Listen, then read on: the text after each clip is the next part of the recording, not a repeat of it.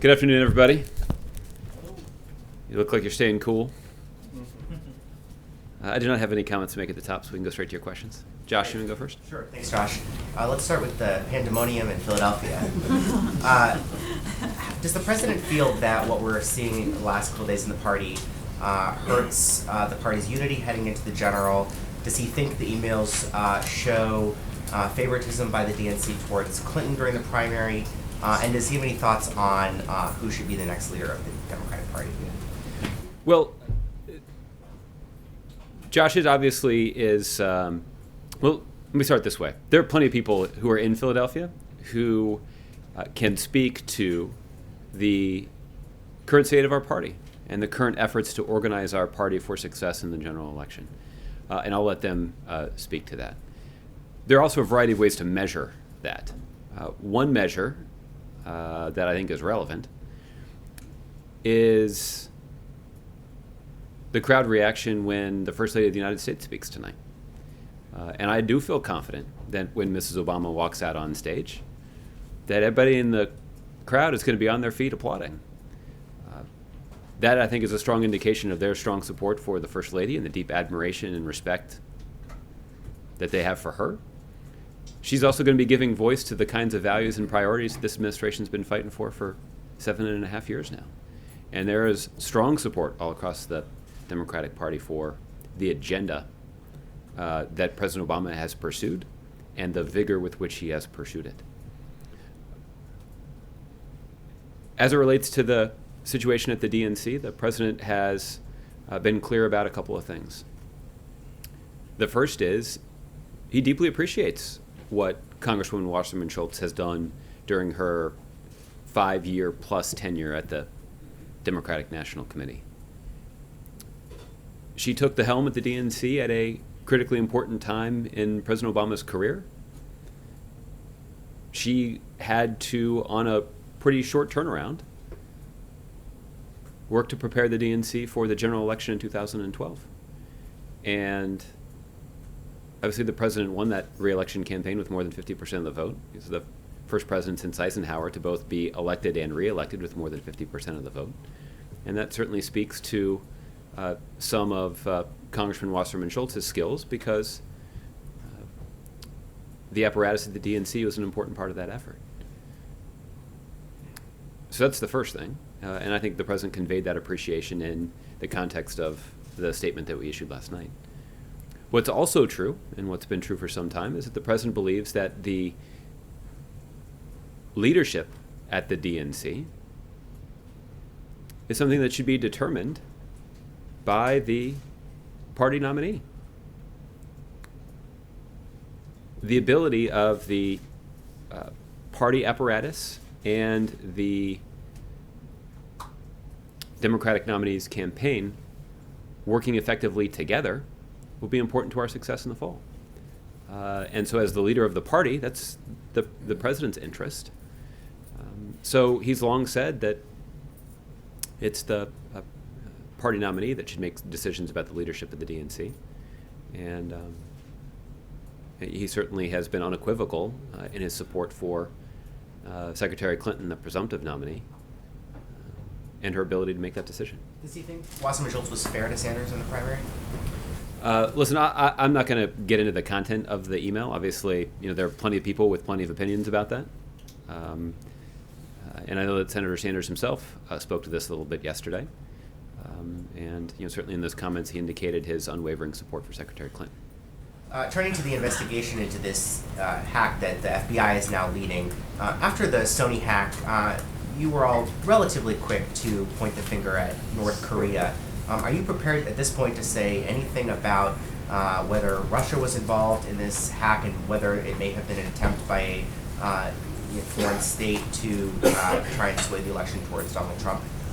At this point, Josh, well, let's go back to the Sony situation back in late 2014. There was a careful and intensive law enforcement investigation into that hack. Obviously, it generated lots of headlines.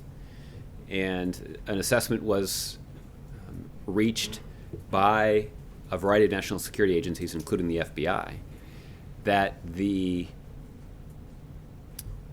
actor involved was clear,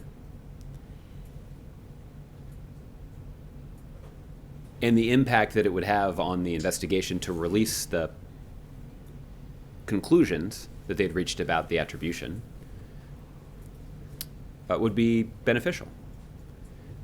So those are two separate determinations that have to be reached. Ultimately, those conclusions will be reached by these national security agencies who are focused on the national security of the United States and the successful completion of an investigation.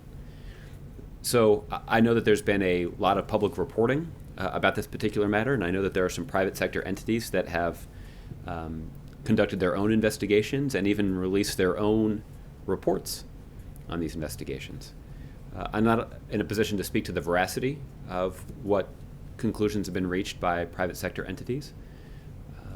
At this point, it's my responsibility to protect the ability of the FBI and other national security agencies to do their work, to conduct these investigations, and to follow the facts where they lead. So if there is a decision that is made by our national security professionals to release additional information about what they've learned in the context of this investigation, it seems likely, as was the case in 2014, that they will be the first to release that information. So the FBI has put out a statement indicating that they are investigating this situation, and the president and his team obviously have made cybersecurity a top priority. We know that there are a variety of actors, both state and criminal, who are looking for vulnerabilities in the cybersecurity of the United States, and that includes Russia. But as it relates to this situation, we're going to conduct. The FBI is going to lead a careful investigation,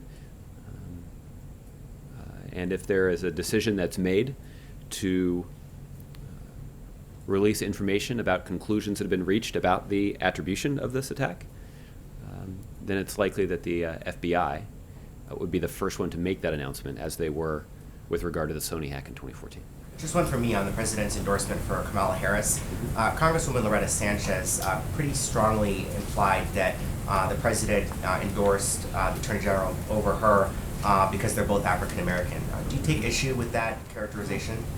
Well, Josh, I noted that shortly after doing that interview that Congresswoman Sanchez issued a statement indicating that she did not mean to imply that was the reason for the president's endorsement of Attorney General Kamala Harris.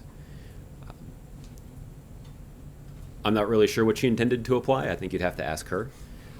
The president's endorsement, though, I think spoke volumes about his deep appreciation for Attorney General Harris's service and her skill, and that's led President Obama to conclude that she would make an excellent successor to Barbara Boxer in representing California in the United States Senate.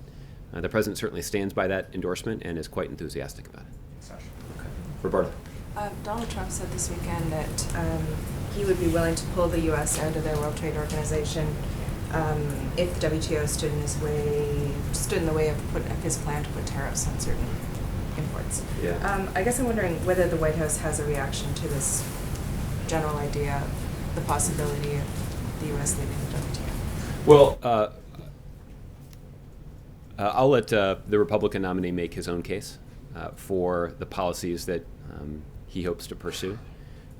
But I think there are a couple of relevant facts that I'll just point out in terms of the way that President Obama has managed the U.S. relationship with other countries in the WTO. Given the increasingly interconnected nature of the global economy, the United States benefits from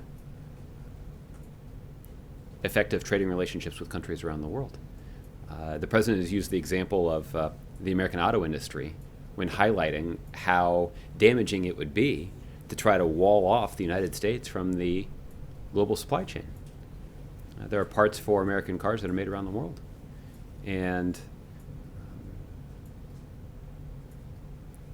many thousands of American jobs would be put at risk if the United States and U.S. automakers were not able to benefit from this global market. both in terms of being able to make the products, but also in terms of being able to sell them. And withdrawing from the WTO could certainly rupture those relationships in a way that would have starkly negative consequences for the U.S. economy and for American workers. Now, what's also true is that the WTO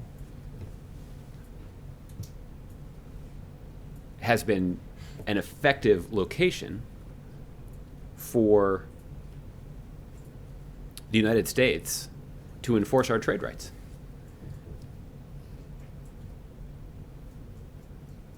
In fact, earlier this month, the United States launched a WTO case against China for export duties that are levied on raw materials that are critical inputs for many industrial products. This is the 13th WTO complaint that the United States has brought against China. Overall, this administration has brought 22 WTO complaints against other countries, 13 of them against China. That's more cases than any other country has brought, both against China individually and overall at the WTO over the course of the last 8 years. And it's notable that of the cases that this administration has brought forward at the WTO that have been decided, we've won every single one. So that's an indication that the WTO actually does end up being a very effective venue for enforcing the rights of U.S. workers and U.S. companies in a way that has positive consequences for the U.S. economy. So again, I'll let other candidates make their own case, but I think what has been proven under President Obama's leadership is that U.S. involvement in the WTO contributes significantly to the overall health of our economy and to our ability to enforce the trade rights of the American people. What does the president make of Tim Kaine's shift on the TPP? He had been supportive of it, but now he's not supportive of it. And secondly, how enthusiastically does the president plan to speak about the TPP in his speech to the convention this week? Well, I don't have any particular aspects of the president's speech to preview at this point, but stay tuned, and if we can get you some information in advance, we will. As it relates to Senator Kaine, obviously the president, as was noted over the weekend, is quite enthusiastic about Secretary Clinton's choice. President Obama knows Senator Kaine well. Then Governor Kaine endorsed President Obama's first presidential campaign back in 2007 at a time when few other people were willing to make that commitment. But again, then Governor Kaine did that. And the president deeply respected that decision. Ultimately, I guess it's a little ironic now. I'm just sort of putting this together. Many Democrats were unwilling to commit to supporting Senator Obama's campaign that early because then Senator Clinton was the prohibitive favorite, and not many people were willing to take a risk of rupturing their relationship with Senator Clinton in order to support Senator Obama. And Governor Kaine demonstrated a lot of courage. So much so that President Obama, after he was elected, asked then Governor Kaine to take on the significant responsibility of running the DNC. President Obama knows Senator Kaine well. Senator Kaine is somebody who, early in his career was a civil rights attorney, spent time as a missionary and aid worker in Honduras. He's somebody who's been fighting for values and fighting for people throughout his career in public life, including as an elected official. That's something that deeply resonates with a president who began his career in public service as a community organizer. So President Obama is pretty excited about the fact that Senator Kaine's been added to the ballot. I'll let Senator Kaine discuss his position on the Trans-Pacific Partnership. Obviously, President Obama and our administration believes we have a very strong case to make about how the American people and our economy would benefit from a trade agreement like the Trans-Pacific Partnership that raises environmental standards, that raises labor standards, that makes them enforceable, that protects intellectual property that's developed here in the United States. And our failure to enter into these kinds of agreements, particularly with countries in Southeast Asia that have some of the fastest growing economies in the world, only gives China an opportunity to write the rules of the road in a way that would further disadvantage the U.S. economy and U.S. workers and U.S. businesses. So we've got a strong case to make. It's a persuasive one. It's one that recent polls indicate the majority of Americans in both parties support. But I'll let Senator Kaine make his own case or explain his own position on this issue. Michelle. Thanks, Josh. How does the president or you feel about what was in those emails that were leaked? Well, listen, I have very little insight into the inner workings of the Democratic National Committee. So I'll refer you to the DNC and the Clinton campaign to describe the content of those emails and what it says about the operations of the DNC. Well, that's really the whole story here, and part of the argument for a breakdown in unity. So is the president aware of the emails themselves and what was in them? Well, I'm confident the president read the newspaper today, so I'm sure that he's aware of this story. But I don't have a reaction of his to convey to you.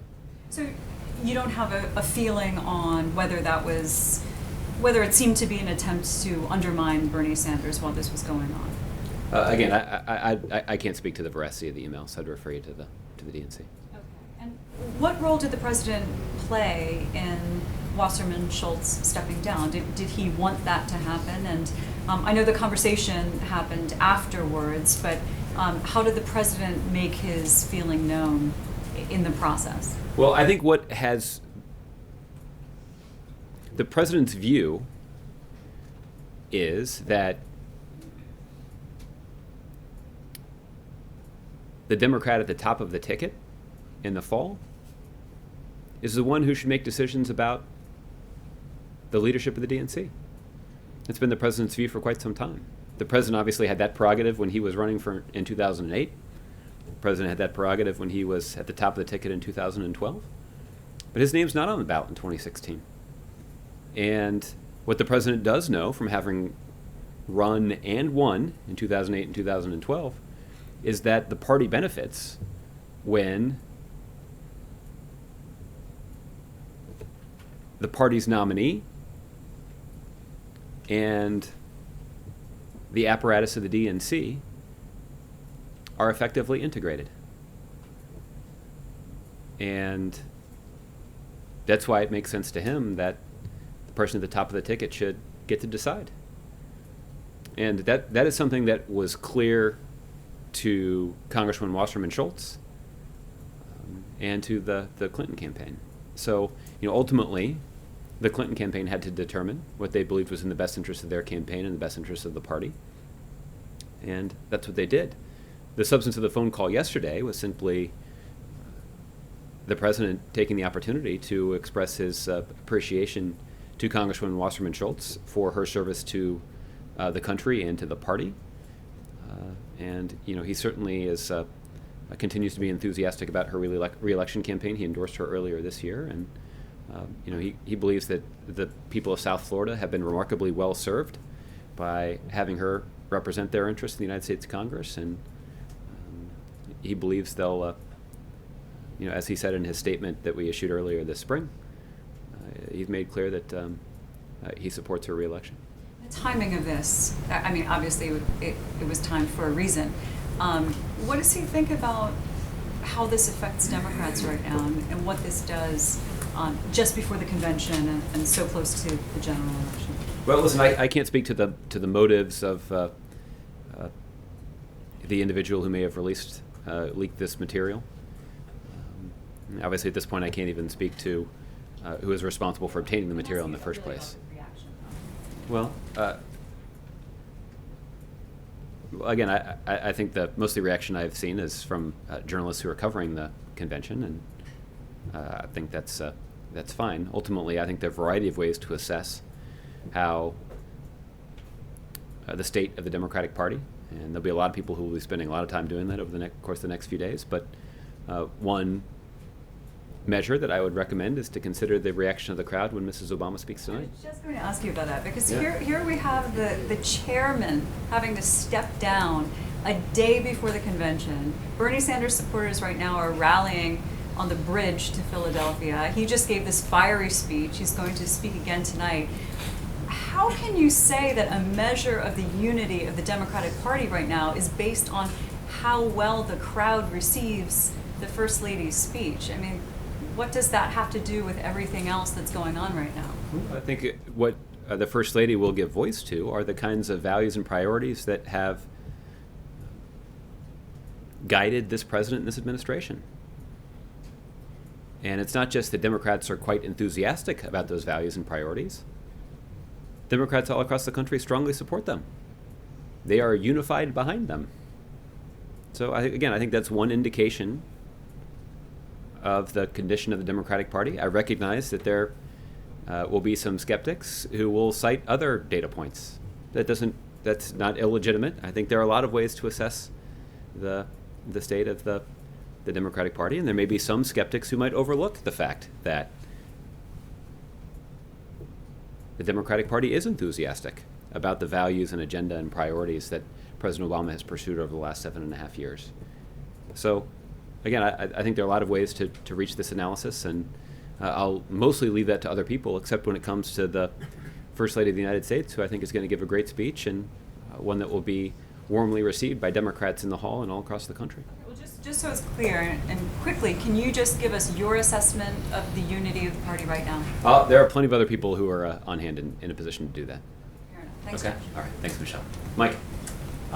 Just on the hack also, has the president spoken with President Putin about that hack, or have other high-level administration officials spoken with Russian officials about this hack? I'm not aware that the president has mentioned any of these reports to President Putin in their conversations. I know the issue of cybersecurity is one that President Obama has prioritized, and I feel confident that at one point or another, that issue has come up in his previous conversations with President Putin. But I'm not aware that this particular incident or the reports of this particular incident have been a subject of conversation between President Obama and President Putin. Do you have a sense of the motive for this attack, and would it possibly have been to interfere with the electoral process? Well, as the FBI conducts their investigation, they certainly would be looking to ascribe some responsibility for this breach. And in doing so, I'm sure they will consider potential motives. But the administration doesn't have an opinion on that at this point. again, this particular situation is still being investigated by the FBI, and I just don't want to do anything that would make or say anything that would make their investigation more complicated than it already is. Have you said anything to the Russian government at this point about, hey, we don't think it's kosher for you to interfere in our political process? Kosher. We don't accept you interfering with our political process. Yeah. Have you sent any preemptive message that, regardless of whether or not they were responsible for this hack, that they shouldn't interfere with the election? Well, again, I'm not aware of any communication like that at least from the White House, in part because this is the subject of an ongoing FBI investigation. But I'm not aware of a message like that being sent. You mentioned 2 criteria that the administration examined in deciding to reveal that North Korea was the source of the Sony leak. One was clarity of evidence, and the other was a determination by the intelligence agencies that it was beneficial to the United States to release that information. Mm-hmm. In this case, would there be other criteria you would consider, and would that decision be shaped by the possibility that this would be an attempt to interfere with the U.S. electoral process? Well, listen, what I can tell you is that this investigation will be guided by the facts and not by the political implications or potential political implications. The FBI and other national security agencies are focused on this, and they have experts that they can use to examine this situation, and they will use that expertise and they will follow the facts where they lead to reach conclusions, and then they will determine, based on broader policy implications, how much of that they can discuss publicly. So this is a process that is ongoing, and again, there's just not that much that I can say about it. As the president's spokesperson, that doesn't risk potentially interfering or somehow making their investigation even more complicated than it already is. When Josh asked whether you and the administration thought that Debbie Wasserman Schultz and the DNC had been fair to Bernie Sanders, you demurred, saying, well, we're not going to comment on the email. But you and President Obama and others in the administration know a thing or two about politics. Looking at it, looking at the way it's played out, do you think she and the DNC have been fair to Bernie Sanders, as you as astute political observers can determine from the outside? Well, listen, I think what is true is that there are going to be people with intense passions with a variety of points of view. And given the fact that I don't have much insight into the inner workings of the DNC beyond what we've all read based on what we've all read in the newspaper, that's given plenty of people an opportunity to develop their own perspective and in some cases share their point of view. I just don't have much insight into the inner workings of the DNC, particularly over the course of this campaign. So I'll let other people make up their own minds on this. But what is true is that Senator Sanders himself has indicated that even in light of all this news and some of these emails, his support for Secretary Clinton hasn't changed. So I guess in some ways, when it comes to the view of the DNC and whether they were fair to Senator Sanders, the person whose opinion that matters most is not mine, it's Senator Sanders. And so, he's spoken to this a little bit. I suspect not for the last time. And lastly, this is just slightly different than what people have asked before, but not too distant. Is the president happy that he kept Ms. Schultz in charge of the DNC up through this point? Yeah, Congressman Wasserman Schultz has done through this primary process. Yeah, look, the president believes that Congresswoman Wasserman Schultz, over the course of the last 5 years that she was leading the DNC, did an excellent job. And again, I think the results speak for themselves in terms of the president's success in winning re-election with more than a majority of the vote. Obviously, the DNC made an important contribution to that effort. And Congresswoman Wasserman Schultz has also been responsible for leading the party through a competitive Democratic primary process. And the prospects, again, based on there are many people publicly who've taken a look at the election and have concluded that the Democratic Party is in good shape in the general election.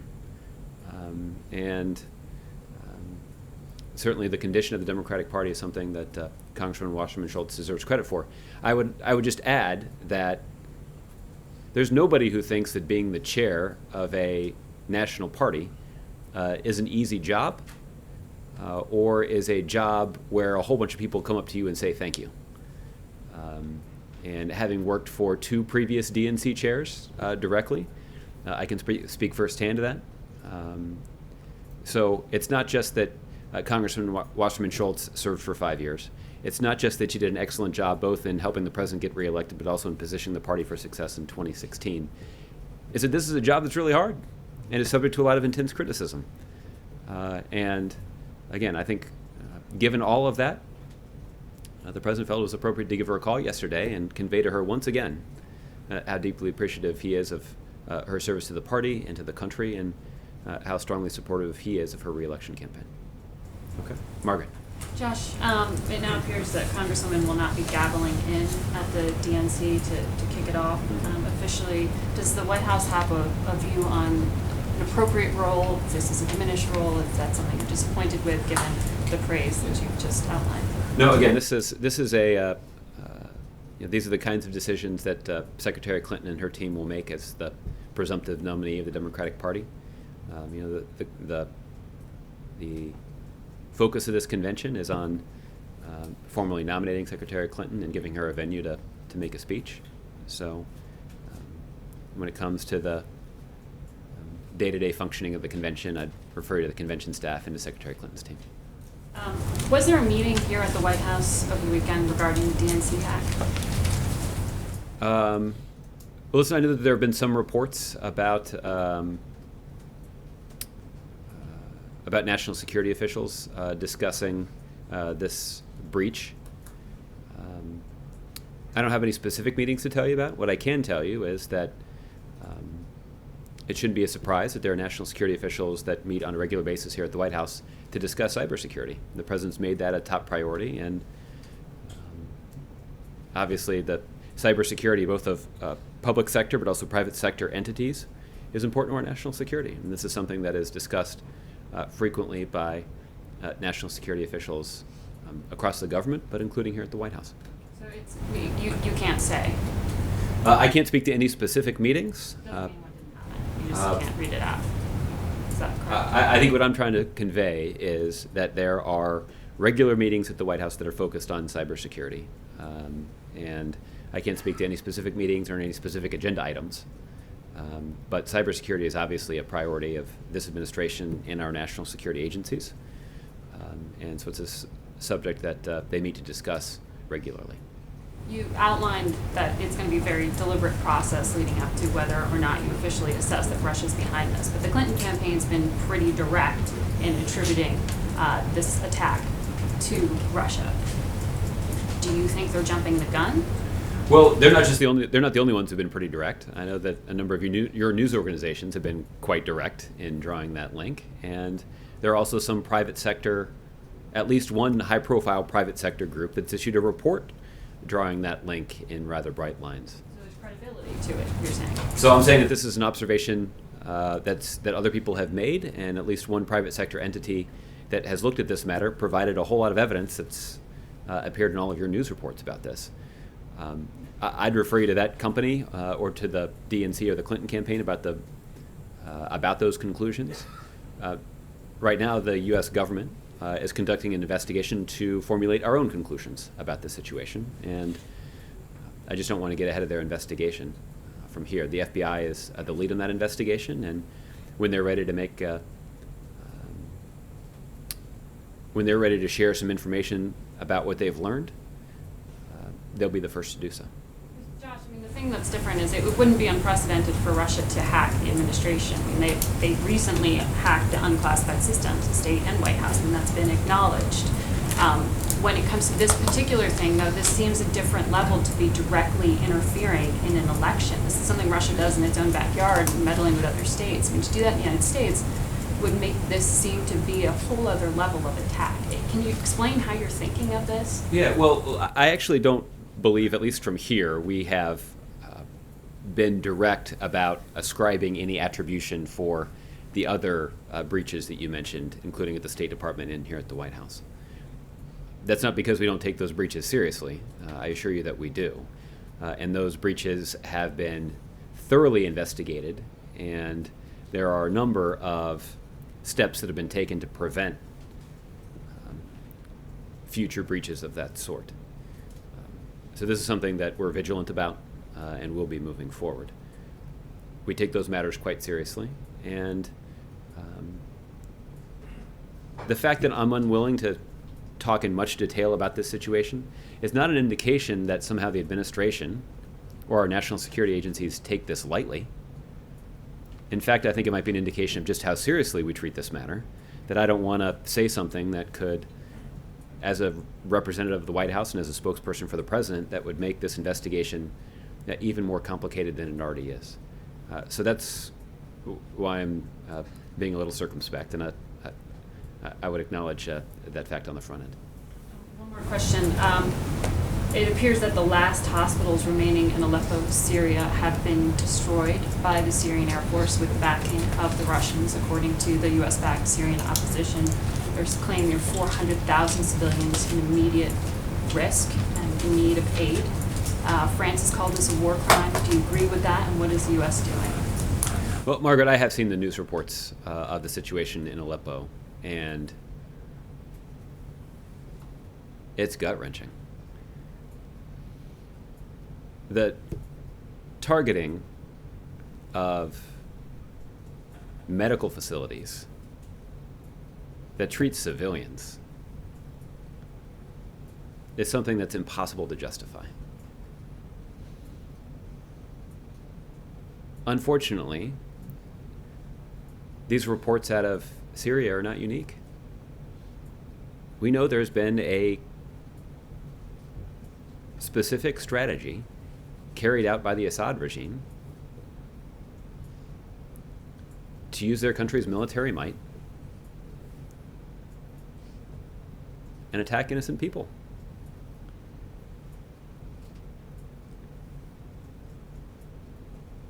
It's why the United States and the rest of the international community, or almost the rest of the entire international community, has concluded that President Assad has lost legitimacy to lead in Syria. We believe that he must go, and it's just not possible for him to make a credible case that he is the right person to unify that country when he spent so much time and energy and resources attacking the citizens of the country. So we continue to be deeply concerned about the situation in Syria, and particularly the situation in Aleppo. That's why we are redoubling our efforts to try to get the Russians and the Assad regime to live up to the commitments that they made in the context of a cessation of hostilities.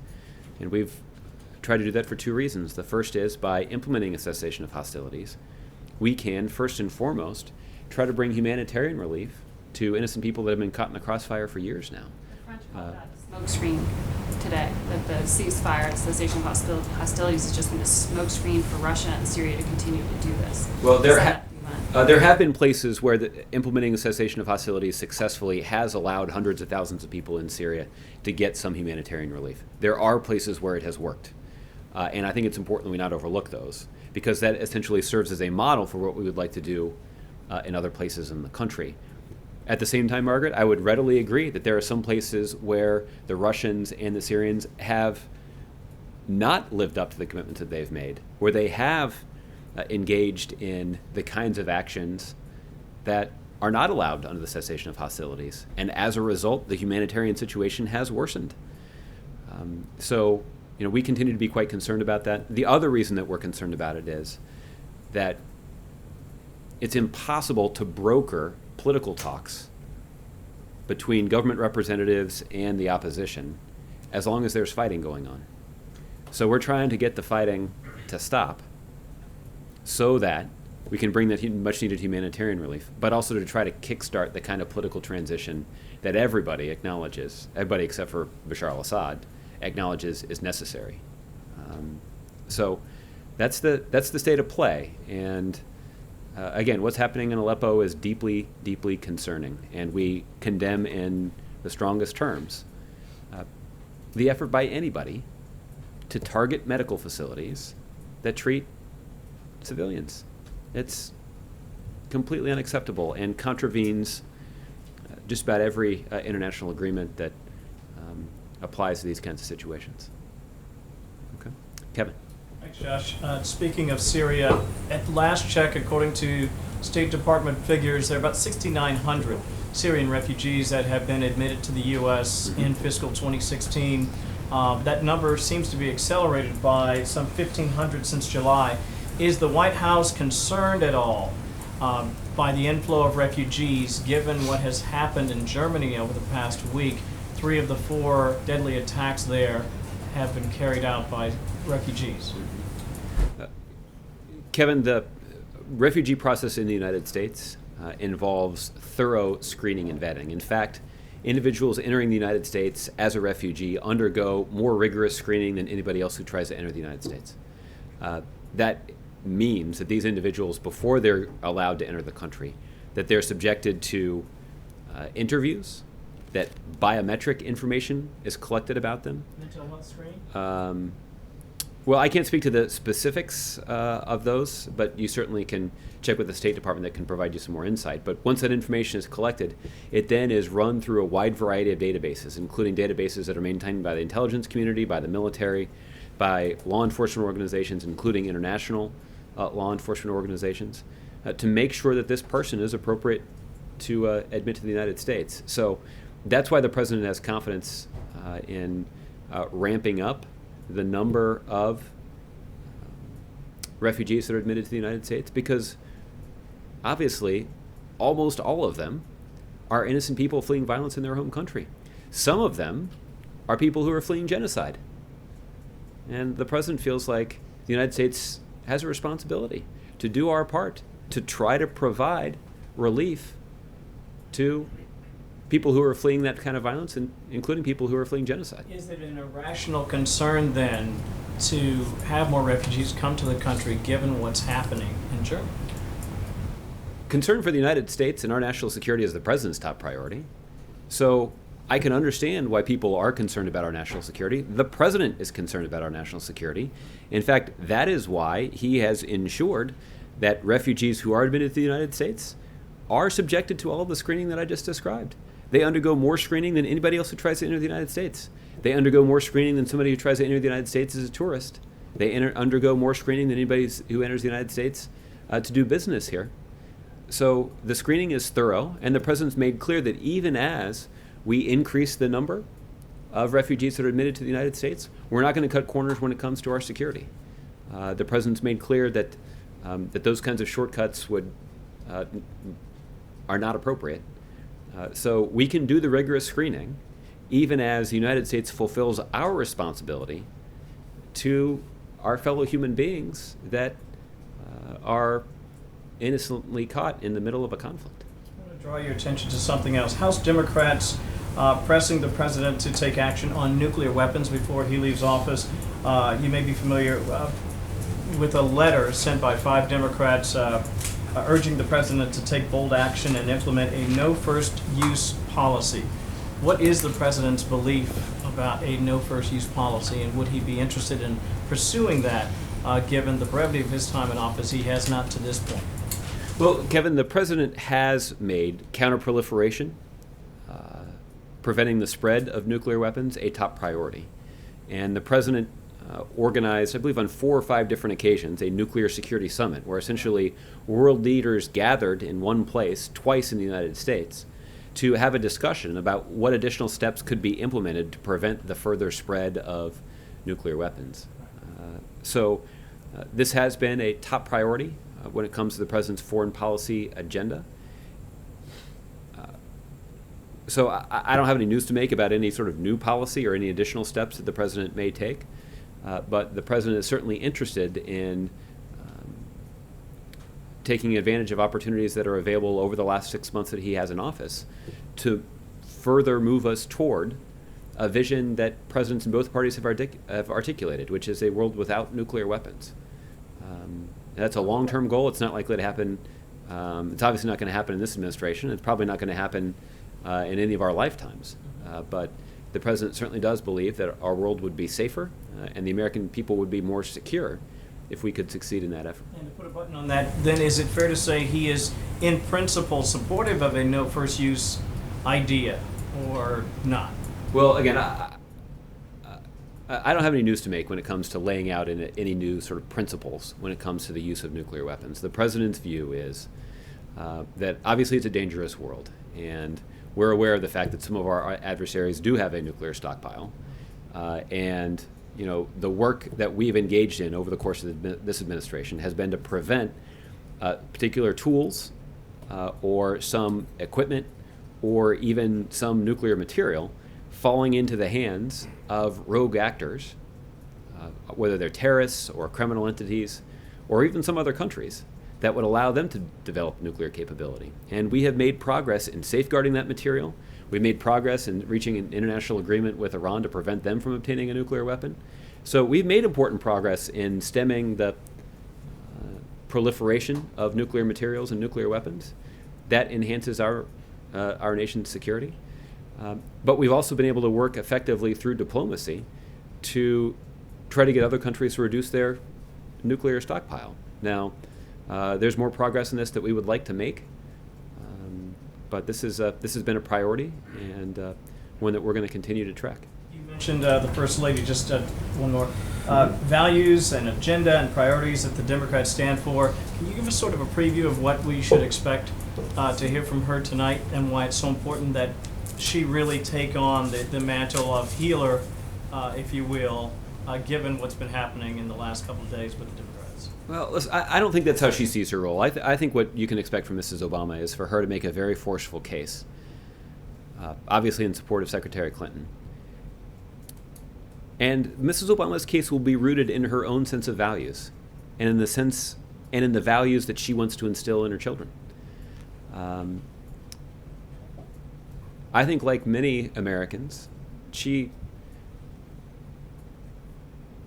considers her choice in this election from the perspective of a parent who deeply loves her kids. She's also a first lady that's had an opportunity to travel all across the country and meet parents and kids in communities all across the country. And she certainly knows that her husband, when he was sitting in the Oval Office, making decisions about our country, whether it was related to domestic policy or foreign policy, that he had the best interests of the country and the best interests of our country's kids in mind. That certainly is what Mrs. Obama believes is important as people consider who to support in the next election. And she'll make a forceful case that when it comes to the next president looking out for our kids and their interests, that she's made the decision to strongly support Secretary Clinton. But she'll make that case much more eloquently than I just did, and I certainly would encourage people to tune in and check it out. Okay. Hans. Josh, I want to make sure I have this all clear in response to the answer on the genocide question on ISIS, and you used genocide twice, and Mark was asking about Aleppo as well. I just want to make sure who the genocide designation is currently applied to. Well, the State Department makes that designation, so they can sort of walk you through the particulars. I know that they have, they made an announcement about a determination they'd made over there. You weren't extending that. You're keeping this within just genocide for ISIL, not beyond. The point that I'm making is that there are a large number of people who are fleeing Syria because of the violence that has torn that country apart. And too often, some people that may even have a political agenda have tried to describe those people as would-be terrorists. I don't think that's an accurate description. This is a group of individuals that I think can best be described as almost entirely innocent people fleeing violence. In some cases, these are people who are fleeing violence that could be directed at them because of their religion or because of their ethnicity or for reasons that could potentially put them at risk of genocide.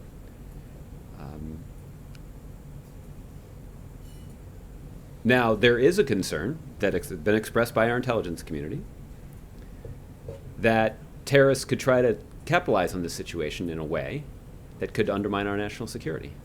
And that's why the president has insisted on protecting these rigorous screening standards and making sure that any refugee that's admitted to the United States undergoes screening that involves background checks, in-person interviews, collecting biometric information, and making sure that it's cycled through all these databases. And he does that. The president advocates this point of view, not because he believes that most of these people are likely terrorists and we just need to find the innocent people among them. Rather, we understand that almost every individual in this group is somebody that's fleeing violence in their hometown. In some cases, it's an individual who's fleeing genocide. And we need to make sure that we're doing rigorous screening to prevent terrorist organizations from capitalizing on this situation. By doing this kind of screening, we can certainly and significantly reduce the likelihood that terrorist organizations are going to be able to capitalize on this chaos and sneak somebody into the United States. So you're not trying to broaden the definition of entities with who's being tagged by the State Department with genocide? No, again, I'm just trying to help people understand the context in which these decisions are made. And the truth is, almost every single person that's being considered for refugee status is a person that's fleeing violence in their country. And the United States has a responsibility to step up and respond to the call of providing for at least some of those people. And if I could just go back to the DNC issue real quick, when Robin Mook this morning said that that they have information that it is Russia that is doing this, that's behind this, you're saying that's solely based on private intelligence and private assessment. There's nothing been from the government that has given them that indication that Russia is behind it. Yeah, this is a good question. Well, you should ask Mr. Mook exactly what information he was relying on. Okay. The point that I was making is that there's plenty of outside analysis that's been done that has reached the same conclusion that he articulated over the weekend. Okay. The federal government, using tools that, using a variety of tools, is working to complete our own assessment. And that work is being done by the FBI, and there's not a whole lot I can say about that because I don't want to compromise our Are investigation. you aware of any official government communication from the United States government, the FBI, or the White House to either the Clinton campaign or the DNC that they've been hacked? I can't speak to any of that. Because in 2008, I mean, Josh Bolton called, when the Chinese hacked the McCain campaign and the Obama campaign, when you were on the Obama campaign, Yeah. it was Josh Bolton who called up David Plouffe. Right. And there's something official then. They weren't just relying on private assessments. Well, look, what I'm sure is true is that as the FBI conducts their investigation into what happened at the DNC, they'll have some interaction with the DNC as they conduct their investigation. But I can't speak to any specific conversations that have taken place. So they could be relying, though, on something from the FBI that's telling them that they were hacked. Well, again, I don't know whether or not the FBI has provided them any information. I guess the point that I'm trying to make is there's already a lot of public speculation out there, including some evidence that has been marshaled by a private sector entity. And based on that evidence, that this outside group, that is a group of experts, I'm not trying to diminish them, but they've reached their own conclusions about this. So it certainly is possible that Mr. Mook was relying on that publicly available information. You'd have to ask him if that's the But case. it's also possible that he's heard from the FBI or the White House. Again, you'd have to ask him who he's spoken to. Okay. All right. David. Gosh, a couple of topics. One is last week you talked about the president not watching the RNC convention, and you also suggested that he would certainly watch his wife, but you weren't clear who else he would watch other than maybe Secretary Clinton. I'm wondering if you could tell us whether he plans to tune in to Bernie Sanders' speech tonight, considering Sanders' role in this primary process and leading up to this. I don't know whether or not he'll watch Senator Sanders' speech tonight, but I'll see if I can find out tomorrow if he watched it, and we'll let you know. Another topic. Susan Rice, Ambassador Rice, was in Beijing today, had a meeting with a number of Chinese officials. And the readout from the White House, and I think some brief remarks that she made in her meeting with President Xi, they talked about a range of issues, but did not specifically mention the South China Sea. I'm wondering if you could tell us if that issue was, and the recent ruling by the tribunal was brought up by Ambassador Rice, what kind of message she delivered on that point, and if she got any reassurances from either the State Councilor Yang or President Xi about China's behavior in that region, whether they'll tone down some of their provocative behavior. David, I did not get a detailed readout from Ambassador Rice and her team that are traveling in China right now. What I can tell you is that there were a range of maritime issues on her agenda when she went to meet with President Xi. So it certainly was her expectation that it would come up in their conversation. So I expect that it did. I'm not able to speak to the reaction from the Chinese leader when it was discussed at this point. But this was certainly among the wide range of issues that Ambassador Rice was prepared to discuss with Chinese officials, including President Xi. This included conversations about the upcoming G20 meeting. The president, of course, is planning to attend, and I would anticipate he'll do a bilateral meeting with President Xi when he's there. They spent some time preparing for that conversation. I know that she also discussed with them things like human rights and the treatment of U.S. businesses and NGOs in China, something that we've raised concerns about in the past.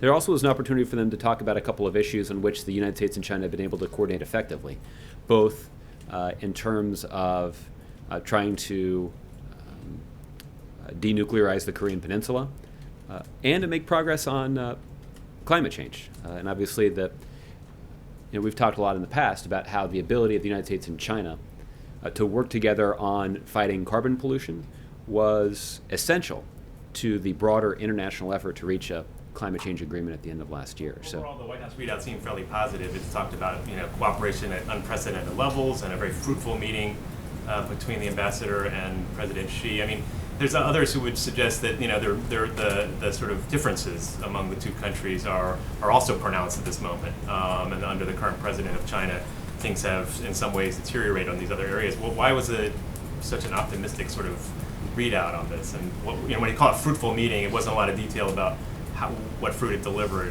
between Ambassador Rice and the president. And could you be more specific about what the outcomes were? Well, I think our expectation is that moving forward, that these kinds of meetings are intended to lay the groundwork for positive results down the road. And Ambassador Rice was explicit about, in her conversations with Chinese officials, not just her counterpart, but also the Chinese president, that she's interested in, that the administration is interested in a constructive relationship with the Chinese. It doesn't mean there won't be disagreements. Obviously, there are a range of disagreements, including on cyber issues. Those of you who know Ambassador Rice know that she is unlikely to shy away from being blunt about those differences. But we've also worked hard in the context of our relationship with China to make sure that those differences don't prevent us from making progress in other areas. And certainly when it comes to things like climate change and the denuclearization of the Korean Peninsula, and even some aspects of our military-to-military relationship, we've made some important progress that have enhanced the standing and status of citizens in both our countries. So there are definitely differences of opinion, and I'm confident those were discussed in these meetings that Ambassador Rice had, but I'm confident that it's in the context of these discussions, she went to great lengths to make clear that even despite our differences, let's look for opportunities to make some progress together. And when the United States and China can cooperate on something, the sky's the limit. Okay, Megan. Josh, a question for you on the UN report that's out on showing a record number of civilian casualties in Afghanistan for 6 months of this year. The majority of those, it was shown, were anti-government forces like the Taliban, but a significant number were pro-government forces. What is the concern of the U.S. as the U.S. is getting more involved or renewing its commitment to work with Afghan security forces for these numbers? Specifically, there's a huge number of children that have been killed or injured. Well, there was a bombing in Afghanistan over the weekend in which dozens of innocent people were killed and many more were injured.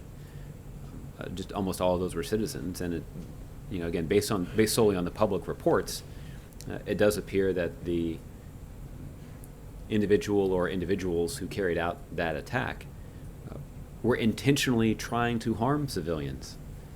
And this is a tactic that we've seen from ISIL. It's a tactic we've seen from other terrorist organizations, and it's one of the many things that distinguishes terrorists from the rest of the world. The United States, and certainly the Afghan government, go to great lengths to try to prevent civilian casualties. And I would anticipate that as we see the performance of Afghan security forces improve, their ability to successfully prevent civilian casualties when they're carrying out operations will also improve. But it's important not to draw an equivalence between organizations that set out to harm civilians and government forces, including those backed by the United States, that go to great lengths to try to protect those innocent civilians. And it doesn't mean Afghanistan is not a dangerous place. It surely is. But this administration and this country places a high priority in preventing civilian casualties, and that's not going to change. But what role does the U.S. play? The report showed a 47% increase in the number of civilians killed by pro-government forces. Mm-hmm. So what role does the U.S. play, or how does the U.S. play into that? Well, the United States is certainly playing an important role in enhancing the training of Afghan forces, and improved training certainly will have a positive impact on their ability to prevent civilian casualties. I think that's the most direct impact that we can have on that particular situation. I would also expect that as Afghan security forces continue to make progress against the Taliban and other extremists that are operating inside of Afghanistan, as the situation stabilizes, that also makes it less likely that innocent civilians could be in harm's way. And that's why a lot of the focus that Afghan forces have made a priority is on stabilizing the security situation in Afghanistan's major cities.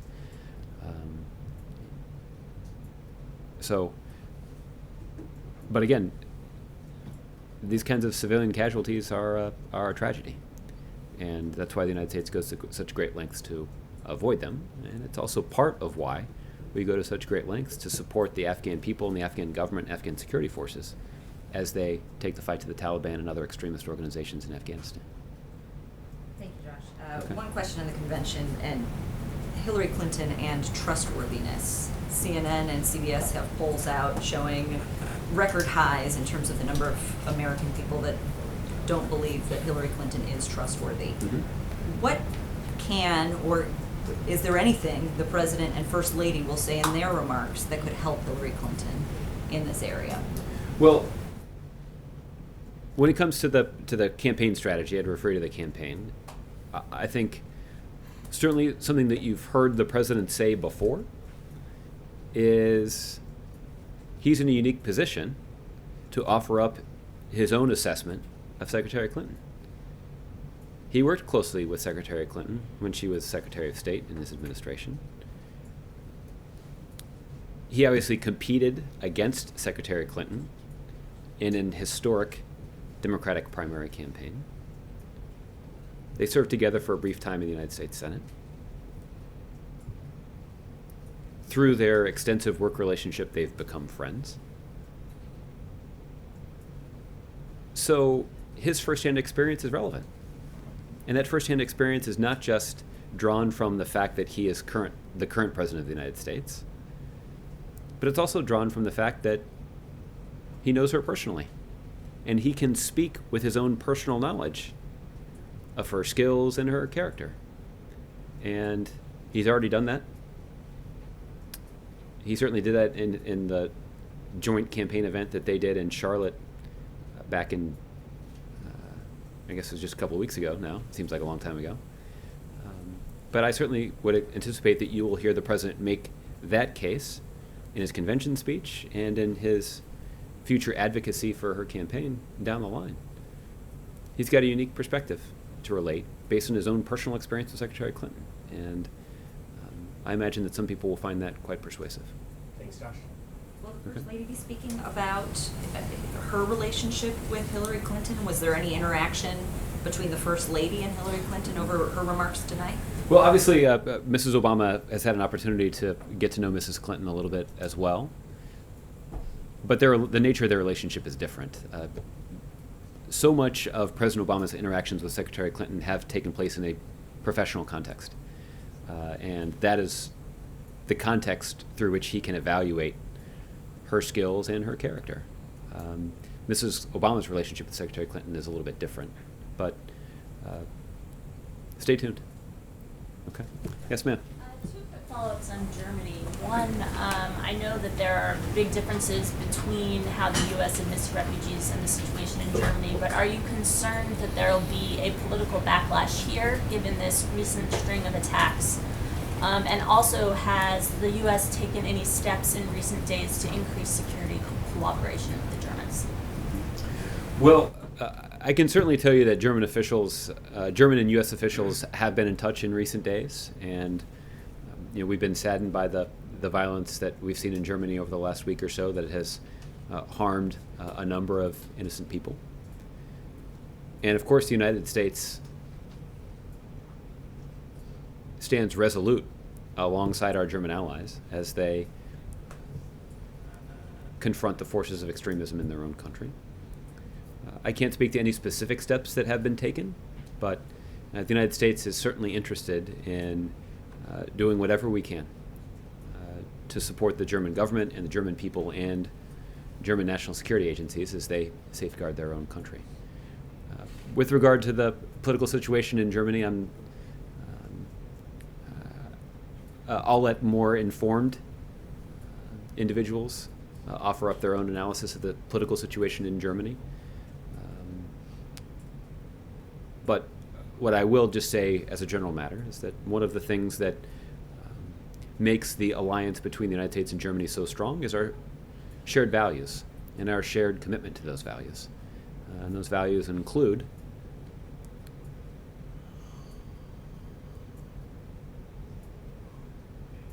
protecting innocent civilians and offering humanitarian relief to those in need, and not treating people differently just because of their religion. And those values are not unique to the United States and Germany, but our shared deep commitment to those values certainly strengthens our alliance. Okay. Yes, sir, I'll give you the last one. Thanks so much. On Turkey, Josh, a couple of questions, if I may. Just today, there are about 42 journalists. There's a arrest issued arrest warrant for 42 journalists, and another city in South City, Antalya, there is another warrant for arrest for another 19 journalists. These are the only reported warrants, and there are many other across Turkey. Crackdown goes on. It has been 10 days since the coup attempt failed. Are you watching what's going on in Turkey in terms of government's counter, some call purge, some other call crackdown after the coup? President Obama was asked about this on Friday, and I think the president spoke quite directly about the situation in Turkey. I think it should be evident from his response that it's not just that the United States government is closely following the situation in Turkey. President Obama is personally following the situation in Turkey quite closely. Turkey is an important ally of the United States. And there's a reason that the United States was one of the first countries around the world to issue our own swift condemnation of the coup attempt in Turkey. The United States values our alliance and certainly deeply respects the democratic traditions inside of Turkey. And when President Obama had an opportunity to speak with President Erdogan on the telephone last week, President Obama conveyed his view that Turkish democratic institutions are worth protecting. It's those very institutions and traditions that were critical to repelling the coup in the first place. And there's strong support among the Turkish people and within the Turkish government for those democratic institutions. In fact, in the midst of the coup, you saw the parties in the Turkish parliament come forward issuing their own sweeping condemnation of the coup attempt, even though some of those parties have vigorous political disagreements with President Erdogan. So these kinds of democratic institutions and traditions, the democratic values that are enshrined in Turkey's constitution, are all worth protecting. And even as the Turkish government conducts the kind of investigation that's necessary to get to the bottom of what happened in the context of the failed coup, it's also important for them to keep in mind that those democratic institutions were instrumental in preventing the coup from succeeding. Do you think that these many journalists being detained or arrested, is it justified? Well, freedom of the press is one of the rights that's enshrined in the Turkish constitution. And President Obama, on more than one occasion, has had a conversation with President Erdogan about the United States' own view and the U.S. government's own view that protecting those rights is important. And the president certainly has conveyed that to President Erdogan in the past, even before the coup took place. So the United States' commitment to those values and those principles, including the freedom of the press, is rock solid. And we certainly have, well, I'll just say, President Obama has certainly conveyed our rock solid commitment to those issues to President Erdogan in the hopes that he'll demonstrate a similar commitment to them. Is not justified, can you? Well, again, I can't from here render a judgment on that, but President Obama made clear that he's personally watching the situation closely. U.S. officials continue to be in close touch with their Turkish counterparts, and we certainly do believe that it's important, even as the Turkish government goes to great lengths to determine what exactly happened in the context of the failed coup, and to bring some accountability to those who may have been complicit in that effort, that it's critically important that the Turkish government not also undermine the very democratic institutions that ostensibly they're trying to protect. In the same press conference, President Obama last week stated that some of the rumors, quote unquote, that the U.S. involvement about the coup would threaten critical alliance between Turkey and U.S. Yet, over the weekend, Turkish Justice Minister said that however, Obama knows his name is Obama. U.S. also knows that it is behind the coup. This came from Justice Minister, and today, very staunchly pro-government newspaper as a headline accusing that the former General Campbell is behind the coup, who operated and coordinated the coup from Turkey, visiting Turkey several times in recent months with the picture and the name. Do you think your messages being listened in Turkey? Well, listen, the allegation against General Campbell is baseless and barely worth a response. President Obama was, to use his word, unequivocal in the East Room about the United States and our strong commitment to our alliance with Turkey. The president was unequivocal in his condemnation of the attempt by some members of the military to overthrow the democratically elected civilian government of Turkey. There's some pretty good evidence to indicate that we mean what we say. The United States was among the first countries to issue a statement critical of the failed coup attempt. So President Obama can obviously speak to this more authoritatively than I can, and he did, as recently as last Friday, in saying that the United States was, of course, not just not involved in the coup attempt, but rather was and has been critical of the failed coup attempt and strongly supportive of the democratically elected government of Turkey. Final question. There is an Amnesty International report saying that there is credible evidence of torture, including rape, applied to detainees. Over 10,000 people so far have been detained. Have you seen the report? Do you have a comment on that? I've been briefed on the report. What I can tell you is that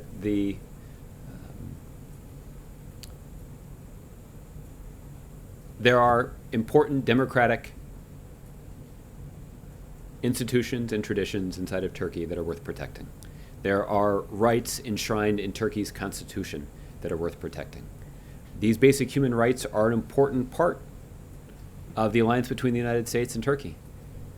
Both the United States and Turkey are strongly committed to those universal human rights and strongly committed to protecting those universal human rights. And it's important, even as Turkey conducts an investigation to determine who may have been responsible for the failed coup attempt, that they protect those that they protect those basic human rights moving forward. And that is something that President Obama has conveyed directly in private to President Erdogan. It's something that President Obama discussed publicly yesterday or on Friday in his news conference. And it's something I anticipate that the administration will continue to watch closely moving forward. Turkey suspended the European Rights of Convention, so it is not bound to, and also there's a state of emergency in Turkey right now. So many of the rights you have been mentioning, the constitution right now suspended in Turkey. Well, what also happened in Turkey, as you pointed out, was just 10 days ago, there was an attempt by some members of the military to overthrow the democratically elected civilian government of Turkey. So it's understandable that the Turkish government and the Turkish people would be interested in a full investigation and in some accountability. So, the situation in Turkey is tense. People are understandably on edge. But what is clear is that it's important for Turkey's government to protect the kinds of democratic institutions and traditions that Turkey has long stood for. Ostensibly, that is what the government is protecting, is the Turkish democracy. And as they protect the Turkish democracy, it's important that they are protective of the principles that form the foundation of that democracy. All right. Thanks, everybody. We'll see you tomorrow.